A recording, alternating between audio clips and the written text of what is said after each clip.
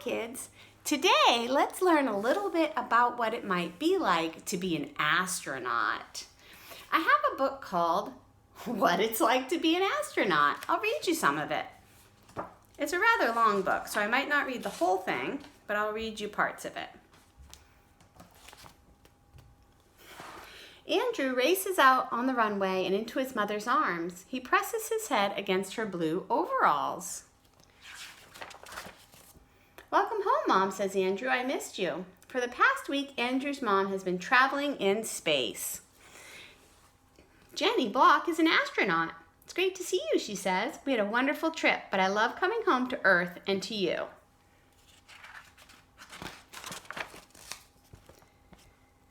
The letters on her jacket say NASA. This stands for National Aeronautics and Space Administration.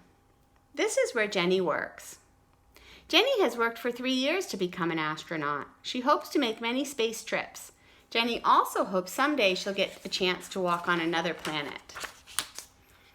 Andrew has lots of questions about his mother's job. He knows that in space things don't have weight. They just float around because there's little gravity to hold them down. When Jenny was in space, she floated around too.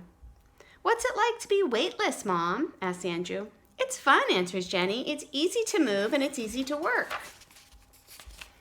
Jenny practiced being weightless before her trip. She floated around in a water tank to get used to the weightless feeling of being in space. Outside of the water, Jenny felt clumsy. She wore a 200-pound spacesuit. She even wore weights that would keep her deep down in the tank. With all that weight, Jenny needed help just to get into the water. But underwater, everything changed. The suit seemed light and Jenny moved easily.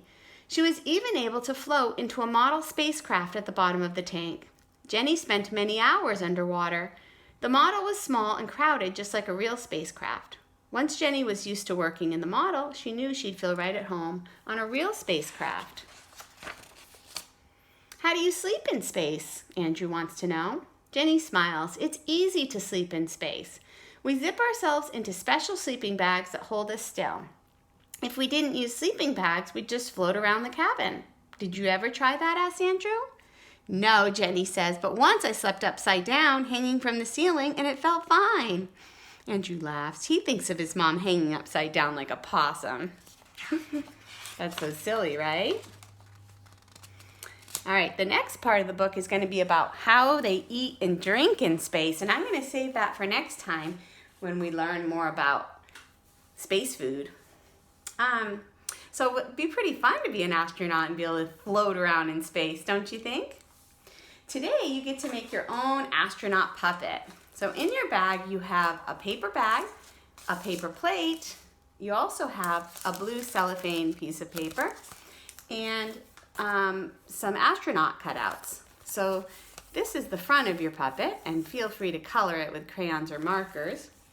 This is your back of your puppet, where you can put on the backpack that your astronaut might wear in outer space. And then this is the helmet. Inside here is where you could put maybe a photo of your face in there, so you could pretend to be an astronaut. Or you could draw a picture of your face right in there so that you could pretend this puppet is you. And then you can go and play astronaut. Floating in space, think about all the things you might do if you were an astronaut floating around in space. And have fun making your puppet and putting a puppet show on for Mom and Dad. Have fun. Bye.